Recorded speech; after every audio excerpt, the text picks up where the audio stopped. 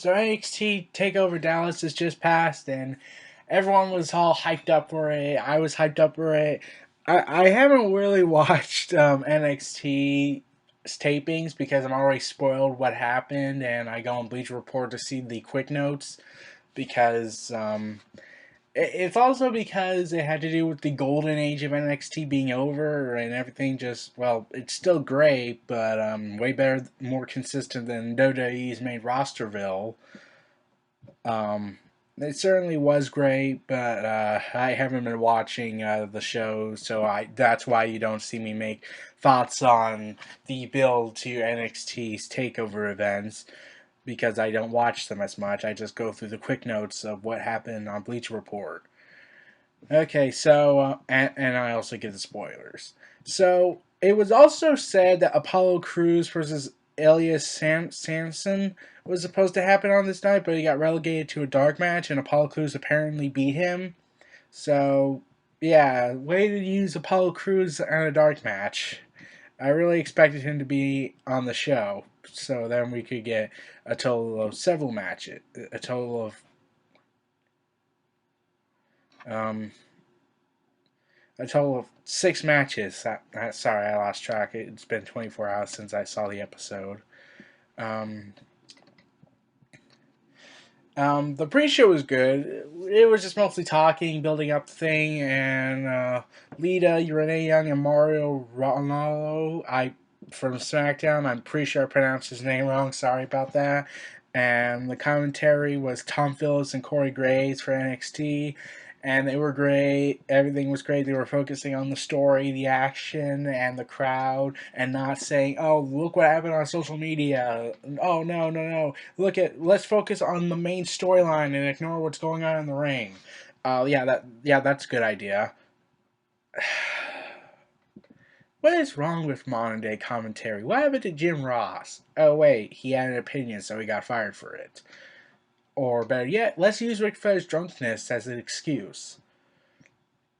So, anyways, the show started out with American Alpha versus the Revival for the Tag Team Championships of NXT. And within 12 minutes, I was so hooked on the match. It had broken all the cliches of what we get for tag team matches now on the main roster. It had done innovating tag team synchronization. And also, they provided new innovative ways for a heel to stop the other team from getting a tag in by going under the ring and knocking the wrestler out. And like I thought, wow, that's actually kind of innovative. I haven't seen that. Like everything they were doing was saying, let's change the NXT tag team matches. Let's go ahead and not do what the main roster does and do this and this and this and this and this. And the match lasted for 15 minutes and it was just awesome. Like all their matches were great. I'm like, if I was to say what match was bad, if you could say that, it's hard to really say, but I'll get to that in a moment. But anyways, the American Alpha finally defeated the Revival and won the NXT Tag Team Champions. And I loved how the commentary was portraying the American Alpha as people who were close to the gold at one point in the Olympics and lost the chance. Now they have a chance to win gold here, and they finally won it. And it was a great moment. Everyone was hyped up. Everyone loved the tag team match. I loved it. It was just simply awesome. Like, wow. Like, this is their WrestleMania moment, pretty much. And the commentary also said that this was a WrestleMania moment for another match I'll get into later in the night. So that should really say something and also piss off Vince, since he was watching NXT according to Triple H. And everyone on the internet just made captions saying the typical, oh, Vince McMahon doesn't like them, oh, Vince McMahon's going to bury them, oh, Vince McMahon's going to give Shinsuke Nakamura a stereotype gimmick. So that was to be expected. So let's get to the match that I thought was the least match of the night. It's still good, but compared to the rest of what went down, it technically sadly earned worst match of the night, albeit very, very far off. Austin Aries versus Baron Corbin.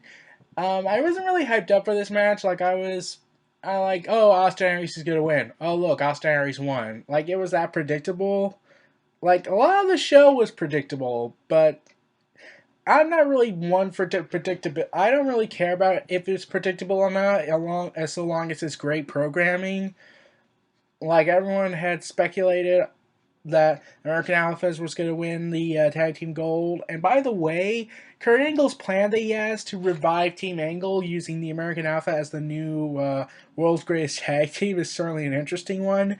But WWE's too stubborn and would not give into ideas that would benefit an NXT guy.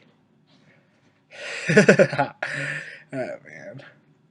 So Austin Aries defeats Baron Corbin by a roll up, and Baron Corbin's pissed. I hope they do another match this time, ending with a no DQ match where Baron Corbin finally gets the win, because lately he's become Tyler Breeze's replacement as a main event jobber, where he's in the main event but mostly loses matches all the time, and like they still build him up as a threat, but when you start losing so much, it starts to really affect your momentum and how people will take you seriously. But his anti-indie gimmick is actually an innovative one. It kind of reflects how the fans think Vince McMahon is anti-indie and the main roster doesn't like the indie guy. So Triple H and the creative team of NXT just said, okay, you know what? Let's give Baron Corbin an indie gimmick. Like he has publicly said, I don't like the indie wrestlers. So let's give him that. Let's make him be himself. And this is what one of the big strengths of NXT. Like they managed to exploit a wrestler's opinion on things, and Baron Corbin not liking an indie guy. That is great heel level heat, and they really capitalized on it in my view. Like Austin Aries has been all over the world, Baron Corbin has not, and he doesn't like indie guys, so he's obviously going to target all indie wrestlers. So I get the feeling Nakamura is next on his list. So let's get to what everyone said is the match of the night and what will be match of the year. Shinsuke Nakamura, I'm pretty sure I pronounced that first name wrong and I've been trying to memorize it, facing Sami Zayn in a very unique dream match everyone wanted to see. I was hyped up for this match just by hearing it alone, and they tore the house down. It was the longest match they had. It was the longest match, and it was possibly my favorite match of NXT so far in the post-Golden Age era. Like, Finn Balor and Samoa Joe, they could tear the house down, but I'll get to that in a minute. And Nakamura defeats Sami Zayn, and Nakamura seems to be suffering an NXT debate curse for some reason. Like, anytime someone debated in the ring, for some reason, except for Austin Aries, they always have their nose busted open. And like I'm wondering, wait, that happened to Kevin Owens. And like, is this like some sort of trend that's going on that I don't know about? And they tore the house down. The NXT fans were giving new chants saying, "Fight forever." And I was like saying, you know, I wouldn't really complain if they kept fighting for the rest of the show. Like, put Asuka versus Bayley and Finn Balor and Samoa Joe on NXT regular programming. Let them fight for the remainder of the show. I was all for that. And like they were going back and forth and just really tearing it apart. And I also loved how when Sami Zayn came out, the audience was synchronizing with Sami Zayn's theme songs, saying "Ole, ole, ole, ole, ole, ole," and also say "Oh, whoa." And it was just like the NXT fans always seem to bring something new to the table with chants. Like I say, they went too far with Eva Marie when she broke down in tears after her match with Bayley back in 2015. I think early 2015, or yeah, early 2015 it was. Like I thought the match between them was bad. Not their later match. That was good in my view. That was possibly her best match, but their first match together, I thought that went too far with their death threat chants. So, yeah. So, like, Sami Zayn and Nakamura tore the house down. It was the best match of the night. Sami Zayn is defeated, and he gets a standing ovation of basically saying, "Thank you, Sami Zayn. You've done so much for us. It sucks that you're leaving from the main roster because, well, reports have already said it.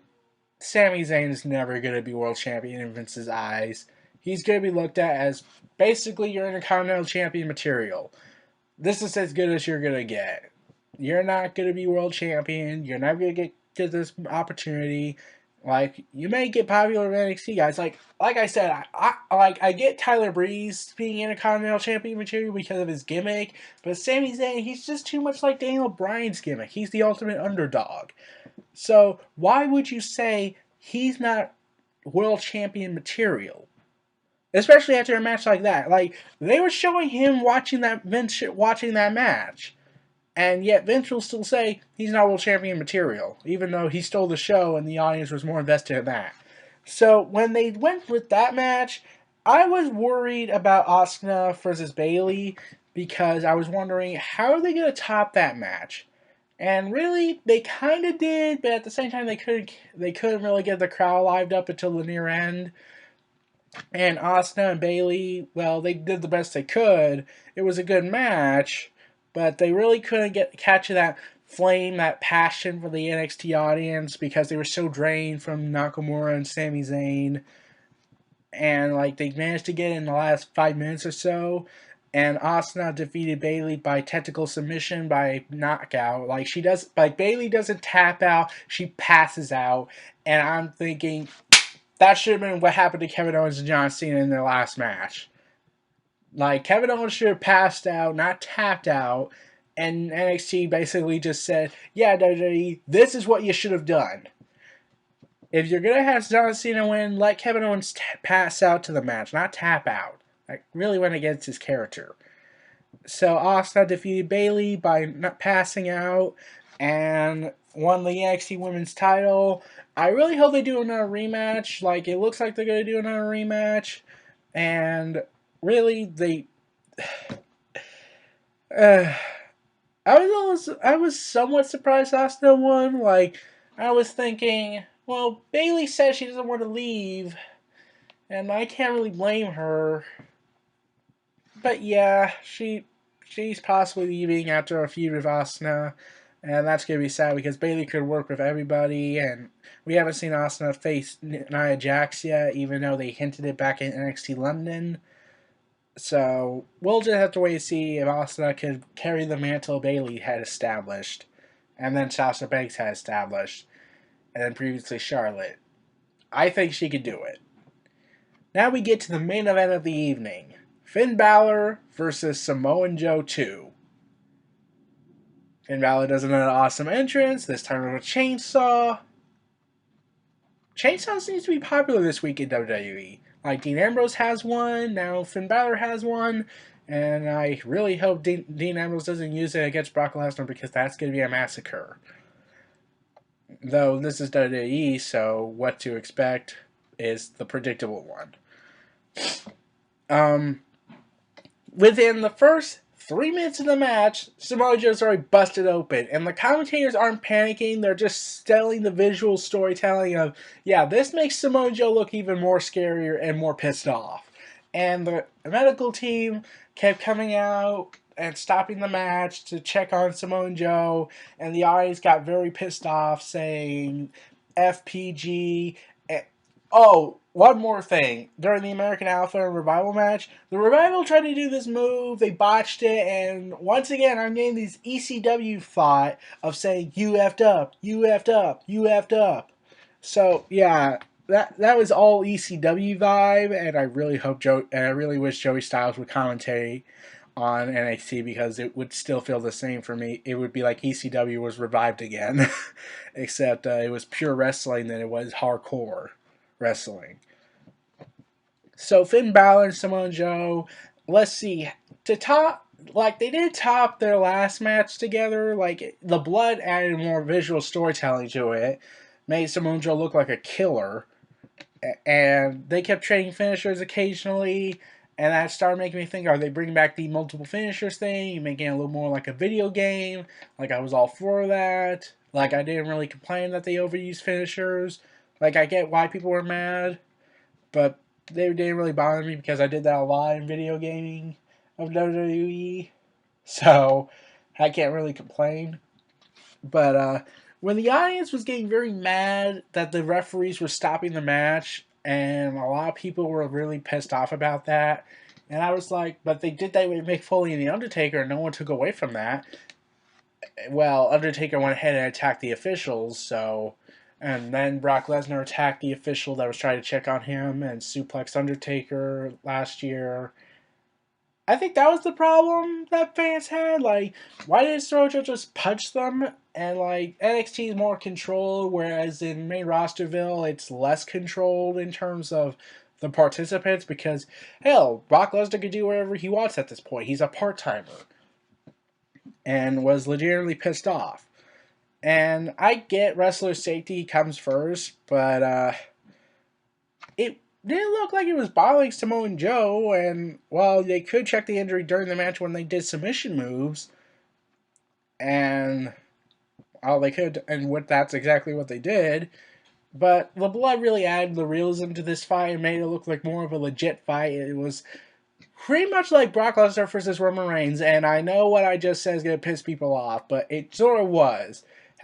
Though they did check on Brock Lesnar bleeding. Huh.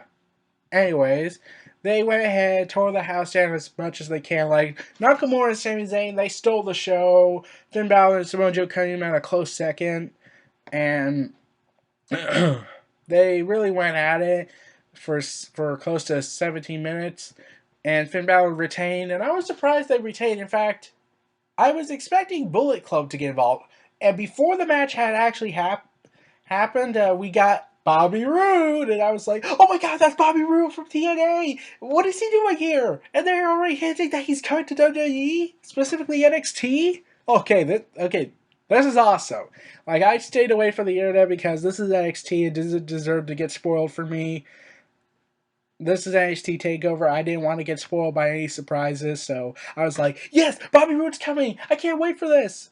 And, like, I did hear, and, like, yeah, some people were going to say, well, you made a video about Bobby Roode potentially joining WWE, so, but this was a report where WWE contacted them. They never said, hey, come out here. So, I was surprised, I was hyped up to see what Bobby Roode's going to do, maybe a few with Samoa Joe or Baron Corbin. Like, some people expected a run-in from Bobby Roode, like maybe, but it certainly looked like it at the end of the match where Samoa Joe is just glaring at Finn Balor after he won the match by WrestleMania, by Bret Hart and Rowdy Piper maneuver. That's what everyone kept pointing out, how it felt like Rowdy Piper versus Bret Hart ending, where Rowdy Piper had Bret Hart in a submission, and Bret Hart countered it with a